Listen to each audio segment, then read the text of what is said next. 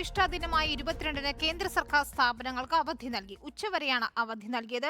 നോബിൾ മാരിക്കാരൻ ചേരുന്നു വിവരങ്ങളുമായി. നോബിൾ, അയോധ്യയിൽ പ്രതിഷ്ഠാ ചടങ്ങ് നടക്കുന്ന ദിവസം പൊതു അവധി വേണമെന്നതുൾപ്പെടെയുള്ള ആവശ്യങ്ങൾ പല കോണുകളിൽ നിന്നും ഉയർന്നിരുന്നു. ഇതിന് പിന്നാലെ ഇപ്പോൾ കേന്ദ്ര സർക്കാർ സ്ഥാപനങ്ങൾക്ക് ഉച്ചവരെ അവധി നൽകിയിരിക്കുന്നത്. എന്തൊക്കെയാണ് വിവരങ്ങൾ?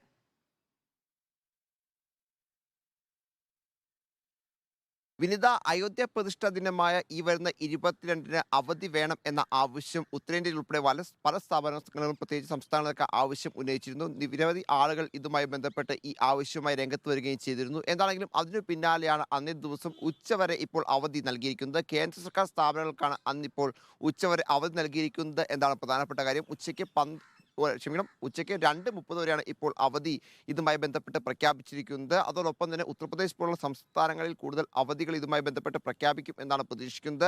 ഉത്തരേന്ത്യൻ സംസ്ഥാനങ്ങളിൽ BJP ഭരിക്കുന്ന പല സംസ്ഥാനങ്ങളിലും ഈ അവധി ഇനി പ്രഖ്യാപിക്കാനുള്ള സാധ്യതയും ഉണ്ട്. അതായത് സംസ്ഥാന സർക്കാരുകളുടെ വകയായി തന്നെ.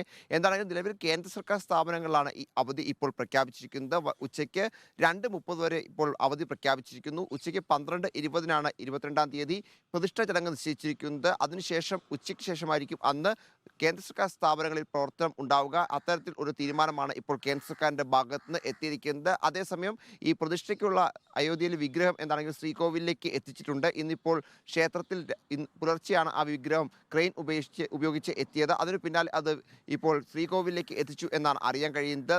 അതുമായി ബന്ധപ്പെട്ട പൂജകൾ ഉൾപ്പെടെ അവിടെ നടക്കുകയും ചെയ്യുന്നുണ്ട്.